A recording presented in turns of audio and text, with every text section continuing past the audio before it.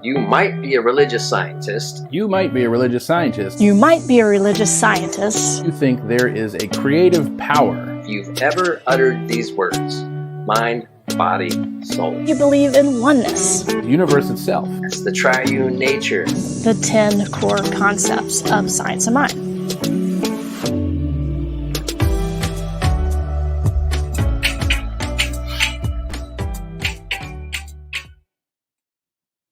Welcome to Truth Be Told. We are the Soul Evolution Collaborative, and this month we are asking the question, I guess it's a question, you might be a religious scientist if.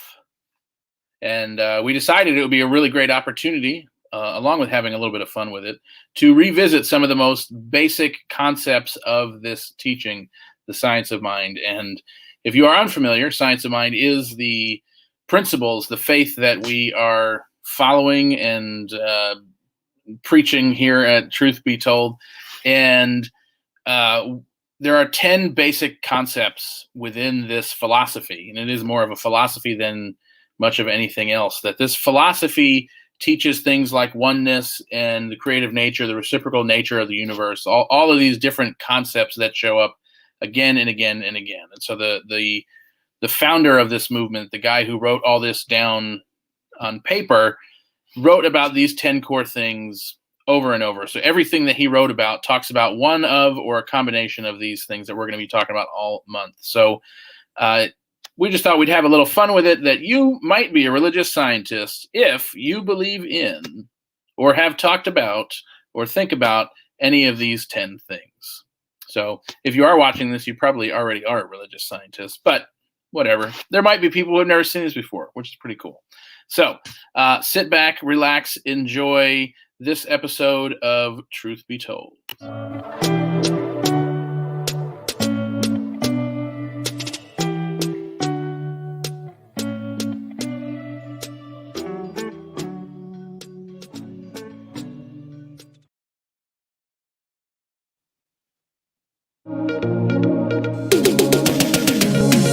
Might be a religious scientist if you believe in oneness.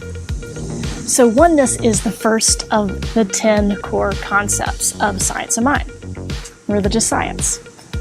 So this idea of oneness is this understanding that there is one power and presence that is behind everything, and that we are individualized expressions of this one thing, spirit, universe, God, whatever you want to call it. It's that one thing that has set everything in motion, and that one thing from which everything comes from. And so how this plays out in our lives is it kind of guides us into looking at things a little bit differently when we have this understanding that we're all individualized expressions of this one thing. So it impacts how I see myself and how I speak to myself, and how I have those thoughts about myself, whether they're positive or negative. You know, it calls us to kind of look at those things and how we speak to ourselves as this individualized expression of this one thing. It also impacts how we see others. So when we understand and recognize that we are all expressions of this one thing, then we can look at people a little bit differently. We can seek to recognize that oneness, recognize that one thing, recognize that spark that's in me is in everyone else. And then so we can begin to shift the way we interact with people. We begin to shift how we may interact with people in challenging circumstances. Oneness also impacts how we see the world, how we interact with our planet, how we take care of one another. So this idea of oneness is not just this kind of blanket saying that we are all one, but instead it has this really deep quality and feel to it. So when we can look at our lives from this perspective, it literally shifts everything. That I am the individualized expression. My neighbor is the individualized expression. That person on the TV, individualized expression. And so when we see that, we understand how each of us brings a certain thing to the table. Each of us is infused with strengths and superpowers and all sorts of amazing things that we offer and bring to life. And so when we understand this idea of oneness, we understand our responsibility to engage life in a way that really highlights the truth of this, highlights the truth of our connection with the divine and our connection to one another. That we have a responsibility to show up in this attitude of oneness. So that's it. The first core concept of Science of Mind, oneness.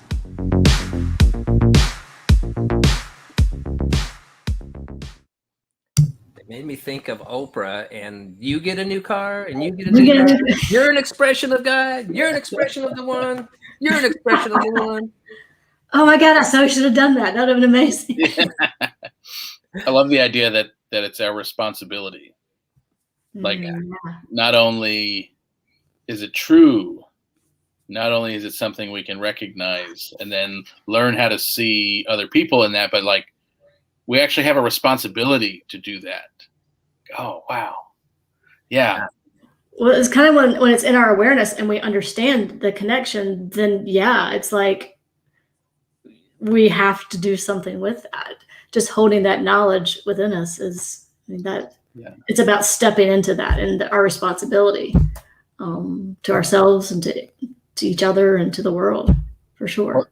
And that's kind of interesting because I think it's probably pretty common to, like, kind of like you're just saying that. So we get this information, we understand the concept of oneness to an extent, but then in actuality, it's like, well, so what do we do with that? And I think a lot of the times it's like, yeah, it's all one. We're all one.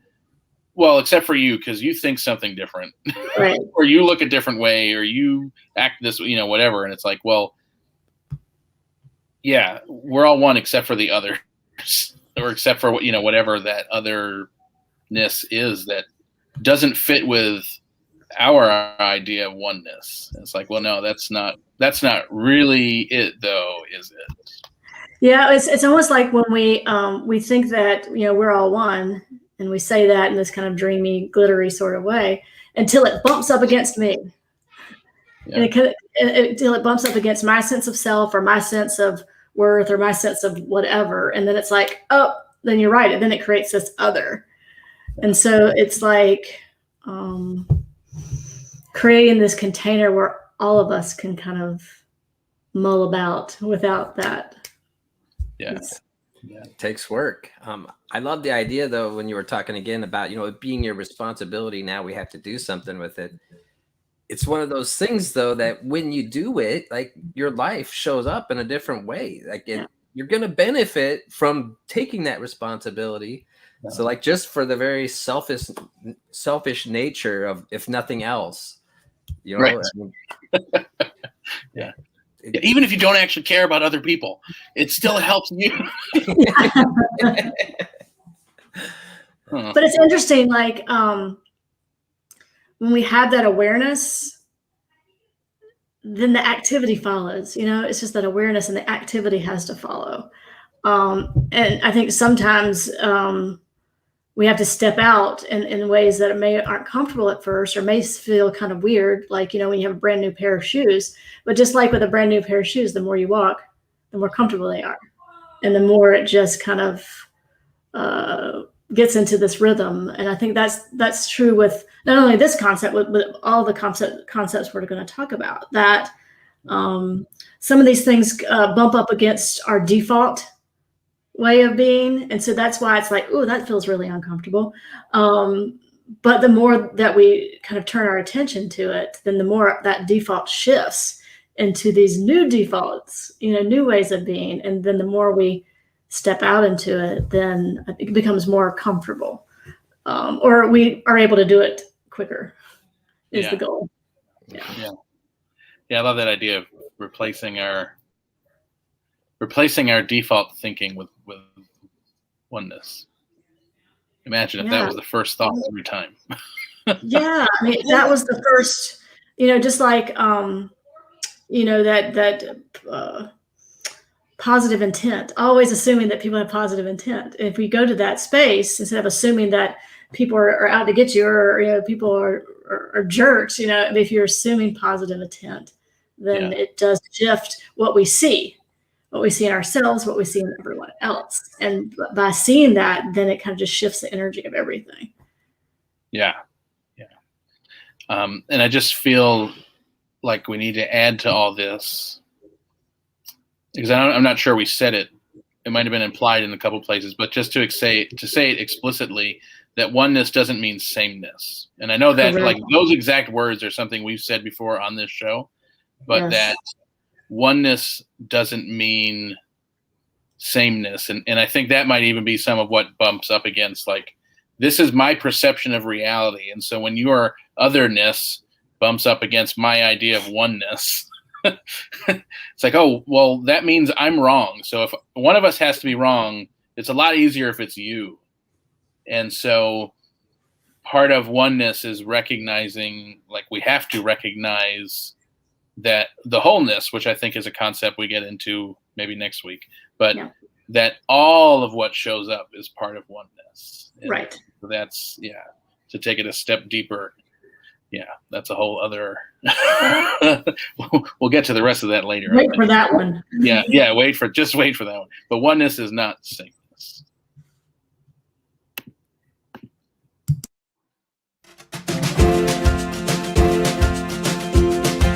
You might be a religious scientist if you've ever uttered these words: mind, body, soul. That's the triune nature. It's a pretty big thing that we talk about all the time in the science of mind and spirit philosophy. Now, we're not the only ones to talk about this. The triune nature is also referred to as the Trinity. If you ever heard this before, the Father, the Son, and the Holy Spirit. We're talking about the same thing here. So let's change up the order a bit and see how this plays out. So instead of saying mind, body, soul, let's say mind, soul, body. And on the reverse side, let's say the Father, the Holy Spirit, and the Son.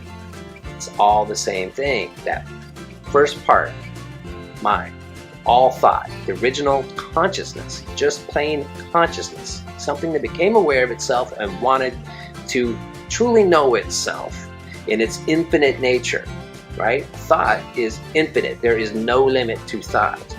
And how does something like that get to know itself other than creating physical reality in order to do it? It's the same thing on the Father. The Father in the beginning was the Word. It wanted to know itself. And so it puts that thought into the Holy Spirit, which then is in everything.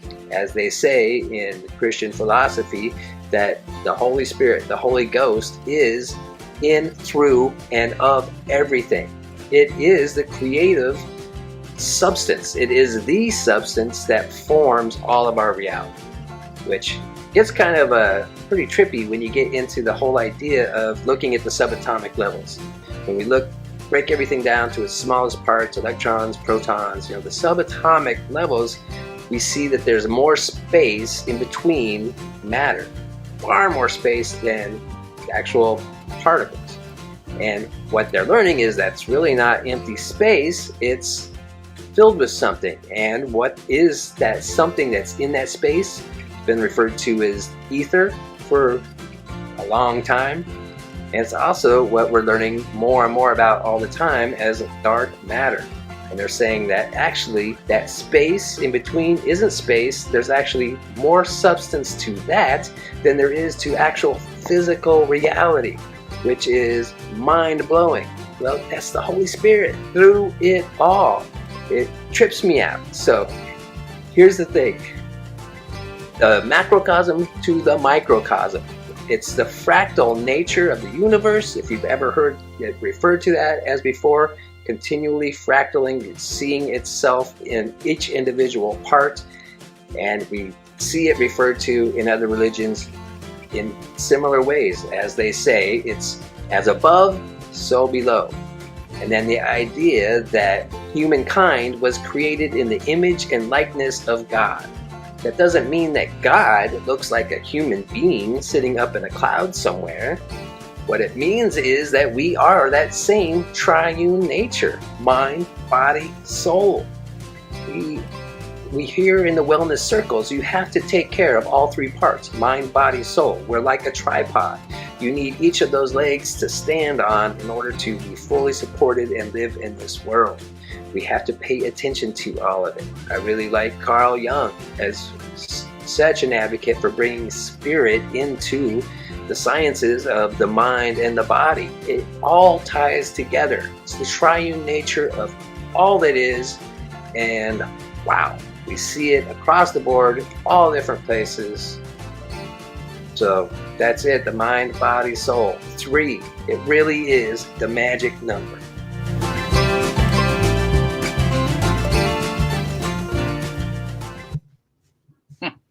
I love it. We're tripods. Oh, you took my thing. That's what I was. Of course. Of course. I even wrote it down. No, it's funny, but there is something special about that the number 3, man. And yeah. And when you start getting in all the subatomic particles, I'm like, yeah, let's go there. Let's go to that conversation. Yeah. I enjoyed when you said seeing itself in the individual parts. And it's interesting. I just got this visual of just kind of the universe kind of kicking back into the lazy boy, and just kind of watching everything play out and watching and experiencing life through us in all these unique and amazing ways. Which I guess, although that's metaphor, but I mean it is like that's the whole reason. It's like this being able to express through all things. And I like how you kind of I like that concept of watching itself in all the individualized forms. Yeah, which also speaks back to oneness, which we just talked about. I was just gonna say that. Of course, the way that they all tie together, like it's really hard to stay in your lane because you have to use one to describe the other. With that idea of it experiencing itself, I forget what book it was, but just recently I had saw it in a reading that it's essentially spirit or God or whatever you want to call it playing hide and seek with itself continually, infinitely.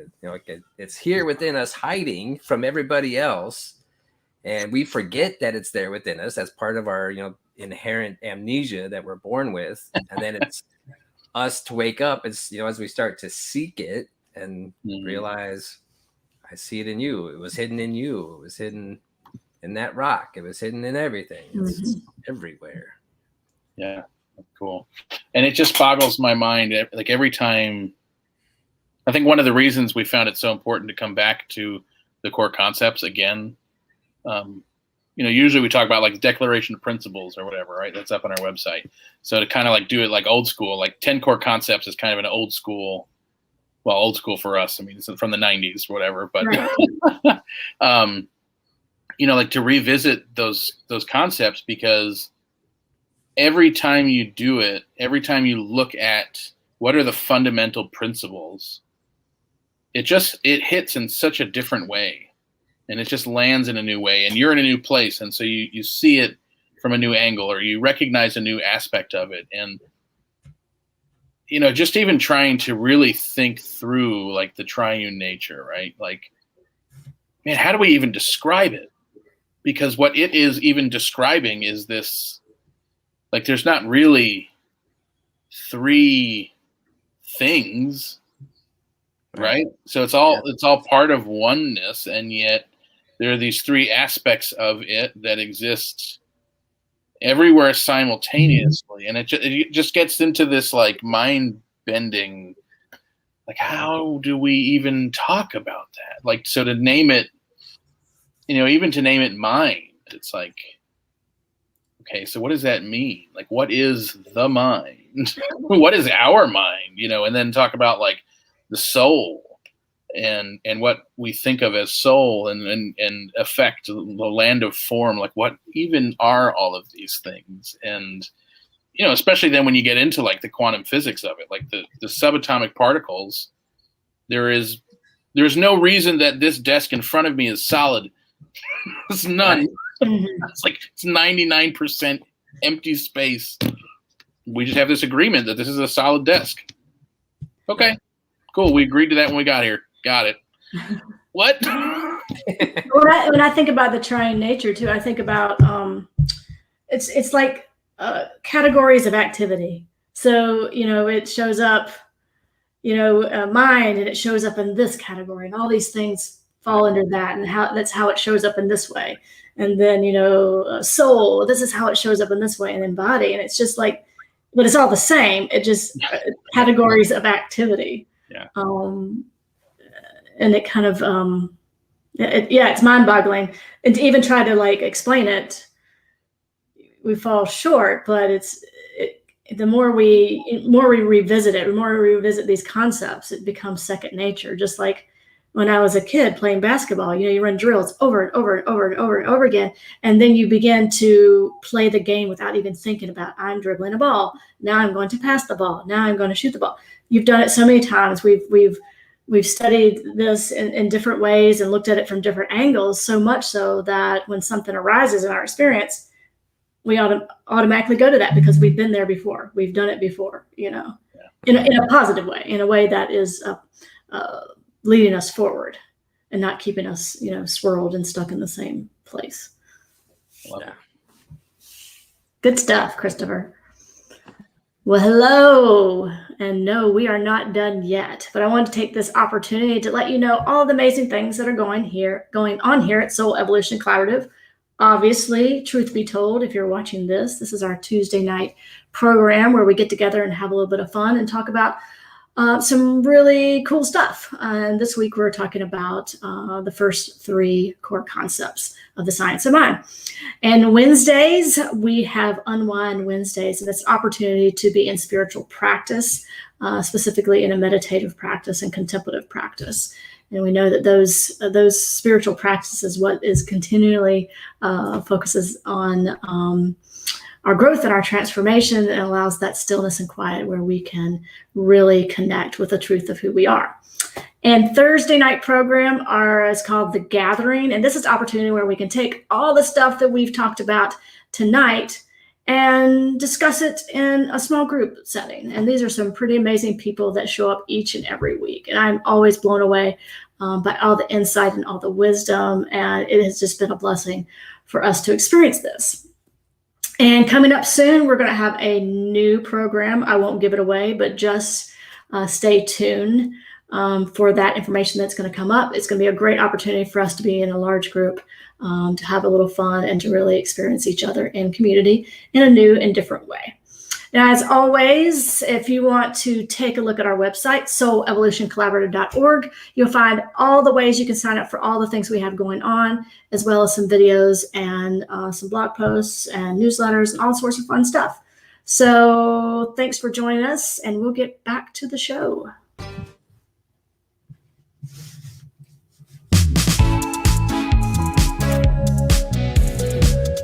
You might be a religious scientist if you think there is a creative power that exists in this universe. A creative power that actually created the universe itself. That before there was life, before there was form and matter and time and space, there was something that had to create that. And what is that thing? Well, it certainly has a creative nature. And that is our third core principle, creative nature. And this says that thought created. There was thought. Thought had to exist prior to form and life. And so form follows thought. The creative nature of life itself is that form follows thought. That there was this thing before there was anything. And we don't actually have great language for this, because what is the thing before there was anything?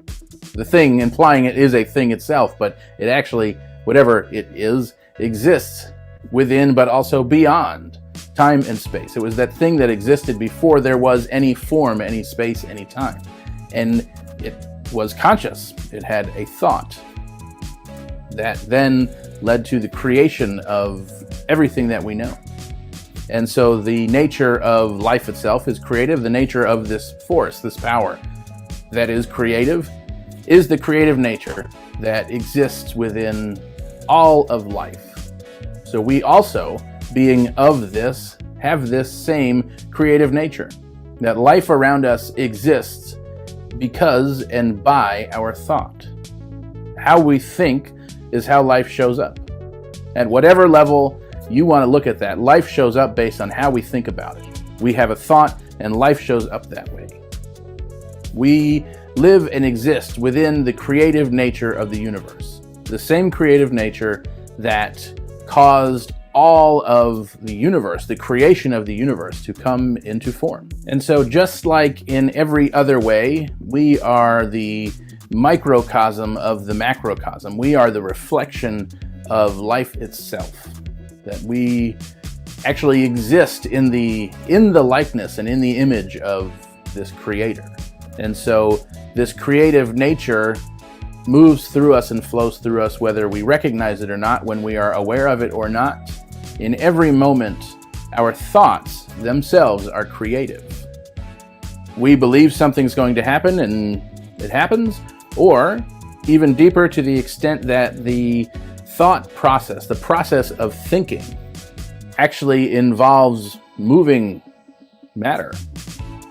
There is electrical currents that move every time we have a thought, and these thoughts, these electrical currents, are not in a vacuum. They are existing in this time and space, and so there necessarily must be an effect of every single thought, that every single electromagnetic pulse in our brain leads to some sort of effect in the physical world around us. It has to. We are creating with our thoughts in every moment.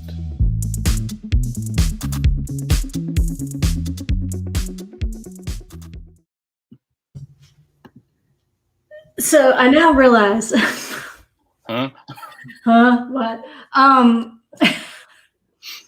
You know, when we talked about doing the 10 chord concepts, we were like, is this too basic? Or, we've done this before. We've done some aspects of this before. But I will tell you, I've been around for a little bit, for a minute or two. And the way you talked about the electrical impulses and how our thoughts literally do shift things in form hit me in a way that I'm like, well, my goodness, that, obviously we talk about thoughts and our systems of thinking, and they are creative, but the literal aspect of just, yes, like things shift just by the, I don't even know what else to say. But I'll just say that this is why we continue to go back to these concepts, because every time it's something different. It's it hits you in a different way, or it's a new way of experiencing it, because I'm not the same person I was yesterday when I knew these concepts. So I'm a new person today because it's another day. And so that I have an opportunity to look at them a different way. And tomorrow I'll be different and there'll be a different way. Yeah. Wow. So I'll just say, I've got smoke coming out my ears. So I'll just say that I've never actually heard anyone else talk about it like that. And I don't know why. I remember it came out of my mouth in a talk several years ago. And it was one of those things that as it was coming out, was like, oh, I think that's true. Is that true? Is that right? Is that oh man. And so I started like listening and trying to find, were other people talking about this way? And I'm sure somebody somewhere is, but I have yet to hear anyone within the science of mind movement talk about the fact that the synapses that fire in our brain actually shoot off electric current. Right. And that this electric current, being energy, must be made up of matter. And there's no way for that matter to move without affecting what's around it. It's like, holy shit, literally every thought it is impacting the physical matter and reality around us. But take that concept. No, go ahead. Take that concept a little further. That what we're learning more and more. I really dig what the Heart Math Institute studies. Mm-hmm. That the heart sends off those same electrical impulses, but a lot further. It's like 18 feet in front of you. Yeah, it can go a large distance. And so it goes really down to what we know about affirmative prayer, that the power is really in the feeling of it. The thought gets us to the feeling. So you really are sending out powerful electric waves when you get to that feeling spot. And isn't that interesting for obviously it's amazing for our individual application of it, but just think about our ability to transform experiences in this collective communal sort of way. I mean, and isn't that like, that could be like the new goal of spiritual community, to just get as much little energy together and just fling it in the direction that we want to move, because I think that's where I think spiritual community is going. It's, we talk about a lot about this this personal transformation, but then it becomes this communal evolution. It becomes this, now we've got it, what are we going to do with it? And just creating this energy, creating this momentum that we can actually have an amazing impact on whatever our sphere of influence is. That's the power of community. And like a really like literal power, not just this kind of like, yay power, sort of thing we talk about, but like literal power to transform our experience.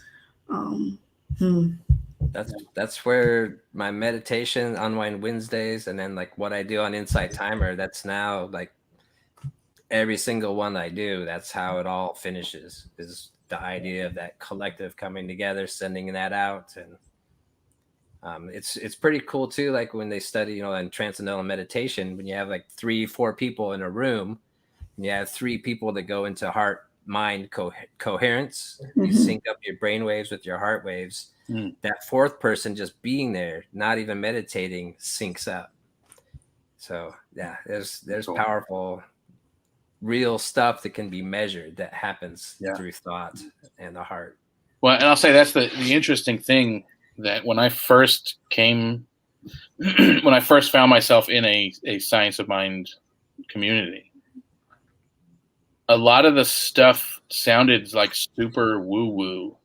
And I think it gets talked about in a way that sounds super woo, and a lot of it might be, but there is so much legitimacy to the principles behind it all.